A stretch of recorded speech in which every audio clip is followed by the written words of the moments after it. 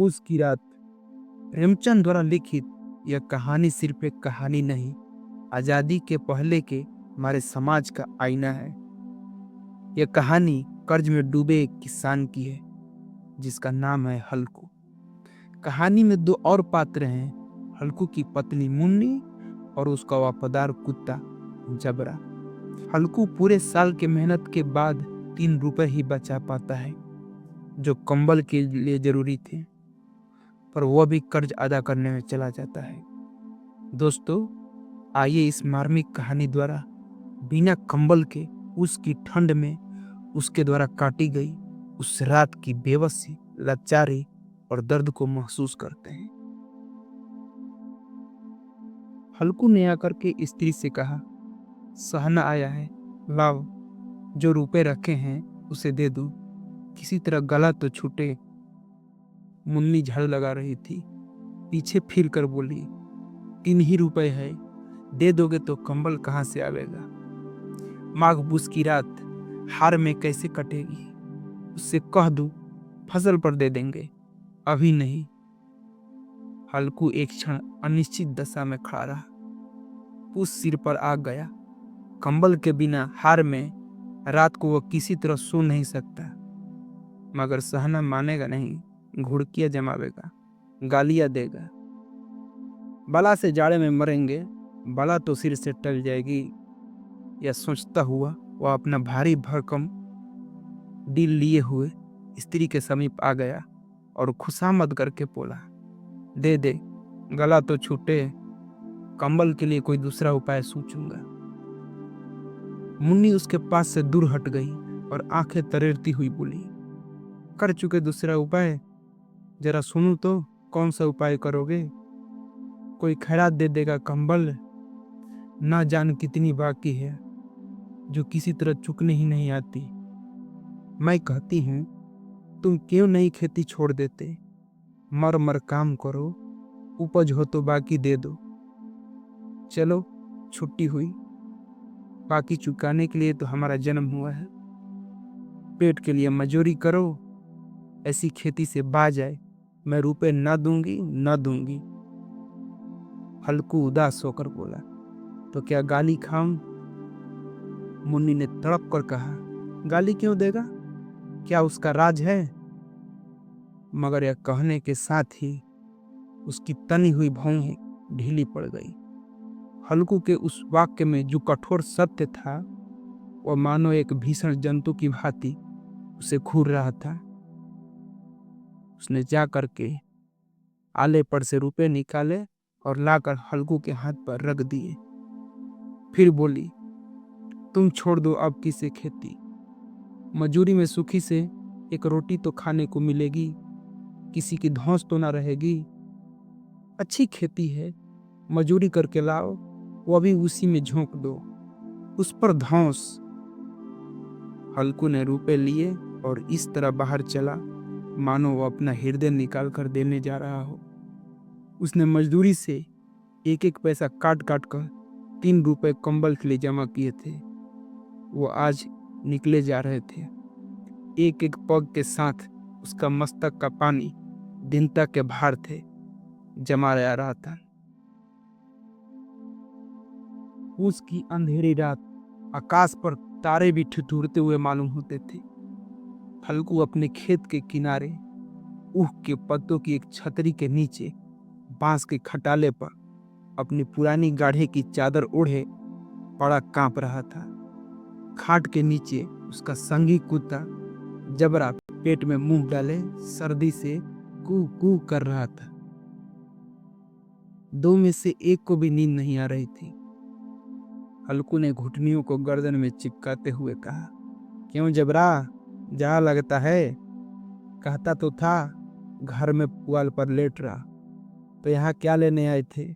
अब खाओ ठंड, मैं क्या करूं, जानते थे मैं यहाँ हलवा पूरी खाने आ रहा हूँ। दौड़े दौड़े आगे आगे चले आए, अब रो नानी के नाम को।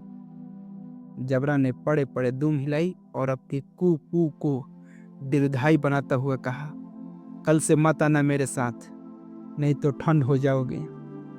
यही रान का पछुआ न जाने कहां से बर्फ लिए आ रही है, उठूं, फिर एक चिलम भरूं, किसी तरह रात तो कटे, 8 चिलम तो पी चुका। यह खेती का मजा है।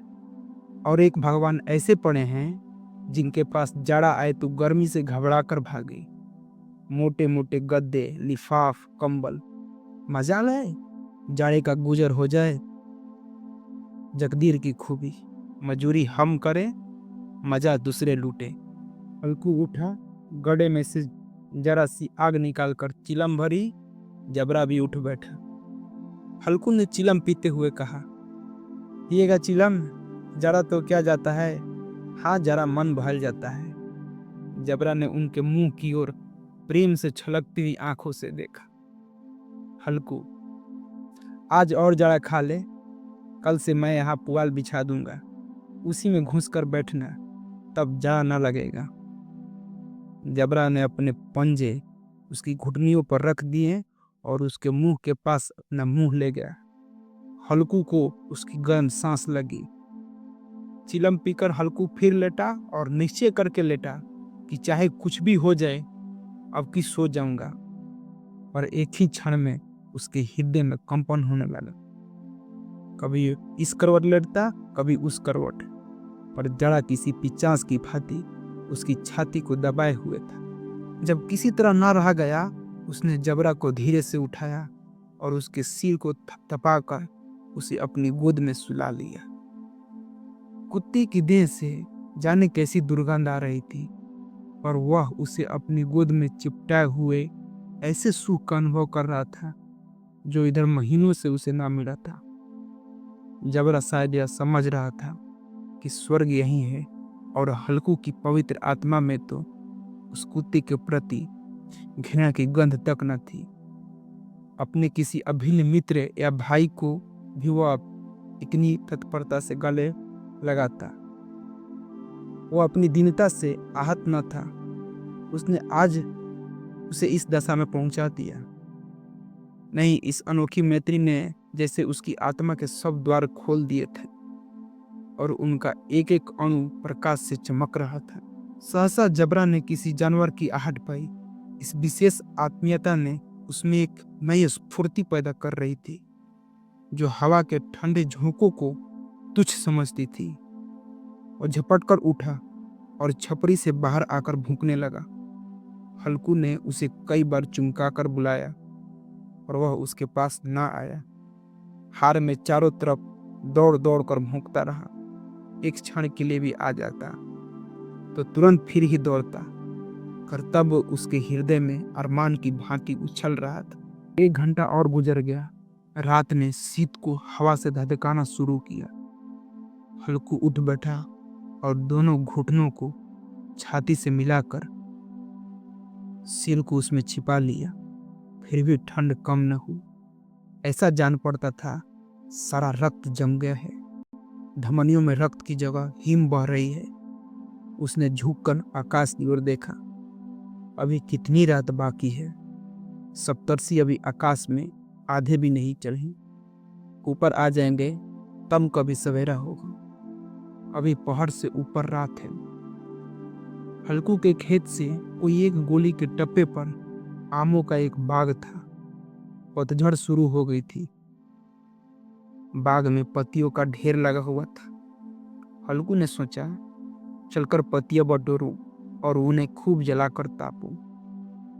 रात को कोई मुझे पत्तियां बटोरते देख ले तो समझे कोई भूत है। कौन जाने कोई जानवर ही छिपा बैठा हो। मगर अब तो बैठे नहीं रहा जाता। उसने पास के अरहर के खेत में जाकर कई पौधे उखाड़ लिए और उनका एक झाड़ू बनाकर हाथ में सुलगता हुआ उपला लिए बगीचे की तरफ चला। जबरा ने उसे आते देखा, पास आया और दुम हिलाने लगा। हल्कू ने कहा, अब तो नहीं रहा जाता जबरू, चलो बगीचे में पत्तियां बटोर कर तापे, टाटे हो जाएंगे तो फिर आकर सोएंगे। अभी तो बहुत रात है। जबरा ने कूं कूं करके सहमति प्रकट की और आगे बगीचे की ओर चला। बगीचे में खूब अंधेरा छाया हुआ था और अंधकार में निर्दयी पवन पत्तियों को कुचलता हुआ चला जाता था। वृक्षों से ओस की बूंदें टप टप नीचे टपक रही थी। एकाएक झोंका मेहंदी के फूलों की खुशबू लिए हुए आया। हल्कू ने कहा, कैसी अच्छी महक आई जबरू, तुम्हारी नाक में भी तो सुगंध आ रही है। जबरा को कहीं जमीन पर पड़ी एक हड्डी मिल गई थी, उसे निचोड़ रहा था। हल्कू ने आग जमीन पर रख दी और पत्तियों को बटोरने लगा। जरा देर में पत्तियों का ढेर लग गया था। हाथ ठिठुर जाते थे, नंगे पांव गले जाते थे और वह पत्तियों का पहाड़ खड़ा कर रहा था। इसी अलाव में वह ठंड को जलाकर भस्म कर देगा। थोड़ी देर में अलाव जल उठा। उसकी लौ ऊपर वाले वृक्ष की पत्तियों को छू छू कर भागने लगी। उस अस्थिर प्रकाश में बगीचे के विशाल वृक्ष ऐसे मालूम होते थे मानो उस अथाह अंधकार को अपने सिरों पर संभाले हुए हो। अंधकार के इस अनंत सागर में यह प्रकाश एक नौका के समान हिलता मचलता हुआ जान पड़ता था। हल्कू अलाव के सामने बैठा आग ताप रहा था। एक क्षण में उसने दोहर उतार कर बगल में दबा ली और दोनों पांव फैला दिए, मानो ठंड को ललकार रहा हो। तेरे जी में जो आए सो कर। ठंड की असीम शक्ति पर विजय पाकर वो विजय गर्व को हृदय में छिपा न सकता था। उसने जबरा से कहा, क्यों जब्बर, अभी ठंड लग रही है?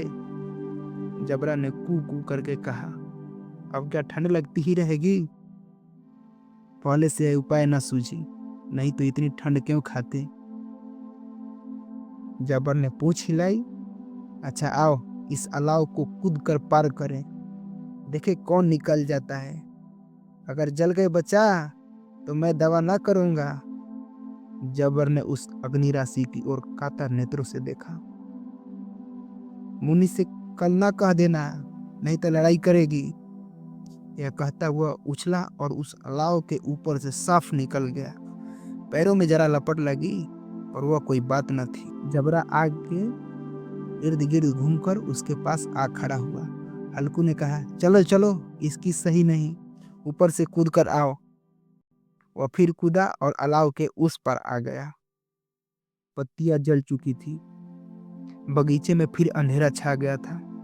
राख के नीचे कुछ कुछ आग बाकी थी, जो हवा का झोंका आ जाने पर जरा जाग उठती थी, पर एक क्षण में फिर आंखें बंद कर लेती थी। हल्कू ने फिर चादर ओढ़ ली और गर्म राख के पास बैठा हुआ एक गीत गुनगुनाने लगा। उसके बदन में गर्मी आ गई थी, पर ज्यों ज्यों शीत बढ़ती जाती थी उसे आलस से दबाए लेता था। जबरा जोर से भौंक कर खेत की ओर भागा। हल्कू को ऐसा मालूम हुआ कि जानवरों का एक झुंड खेत में आ गया है। शायद नीलगायों का झुंड हो। उनके कूदने दौड़ने की आवाजें साफ कान में आ रही थी। फिर ऐसा मालूम हुआ कि खेत में चर चर चर रही है। उनके चबाने की आवाज चर चर सुनाई देने लगी। उसने दिल में कहा, नहीं, जबरा के होते कोई जानवर खेत में आ नहीं सकता। नोच ही डाले, मुझे भ्रम हो रहा है। कहाँ, अब तो सुनाई कुछ नहीं देता। मुझे भी कैसा धोखा हुआ। उसने जोर से आवाज लगाई, जबरा जबरा। जबरा भौंकता रहा, उसके पास न आया। फिर खेत के चरे जाने की आहट मिली। अब वह अपने को धोखा न दे सका। उसे अपनी जगह से हिलने पर जहर लग रहा था। कैसा दंदाया हुआ बैठा था। इस जाड़े पाले खेत में जाने जानवरों को पीछे दौड़ना असहाय जान पड़ा। वो अपनी जगह से ना हिला। उसने जोर से आवाज लगाई, हिलो हिलो हिलो। जबरा फिर भौंक उठा। जानवर खेत चर रहे थे। फसल तैयार है। कैसी अच्छी खेती थी, पर ये दुष्ट जानवर उसका सर्वनाश किए डालते हैं। हल्कू पक्का इरादा करके उठा और 2-3 कदम चला, पर एकाएक हवा ऐसा ठंड चुभने वाला बिच्छू का डंक सा झोंका लगा कि वह फिर बुझते हुए अलाव के पास आ बैठा और राख को कुरेद कर अपनी ठंडी देह को गरमाने लगा। जबरा अपना गला फाड़ डालता था, नील गाय खेत का सफाया किए डालती थी और हल्कू गर्म राख के पास शांत बैठा हुआ था। अक्रमणता ने रस्सियों की भांति उसे चारों तरफ से जकड़ रखा था। उसी राख के पास गर्म जमीन पर पर्दी वही चादर ओढ़कर सो गया। सवेरे जब उसकी नींद खुली तब चारों तरफ धूप फैली थी और मुन्नी कह रही थी, क्या आज सोते ही रहोगे? तुम यहाँ आकर रम गए और उधर सारा खेत चौपट हो गया। हल्कू ने उठकर कहा, क्या तू खेत सूह करा रही है? मुन्नी बोली, हाँ, सारा खेत का सत्यानाश हो गया। भला ऐसा भी कोई सोता है? तुम्हारे यहाँ मड़िया डालने से क्या हुआ? हल्कू ने बहाना किया, है मरते मरते बचा, तुझे अपनी खेत की पड़ी है। पेट में ऐसा दर्द हुआ कि मैं नहीं जानता हूँ। दोनों फिर खेत में डांड पर आए। देखा सारा खेत रौंदा पड़ा हुआ है और जबरा मड़ैया के नीचे चित लेटा हुआ है, मानो प्राण ही न हो। दोनों खेत की दशा देख रहे थे। मुन्नी के मुख पर उदासी थी पर हल्कू प्रसन्न था। मुन्नी ने चिंतित होकर कहा, अब मजूरी करके माल गुजारनी भरनी पड़ेगी। हल्कू ने प्रसन्न मुख से कहा, रात को ठंड में यहाँ सोना तो न पड़ेगा।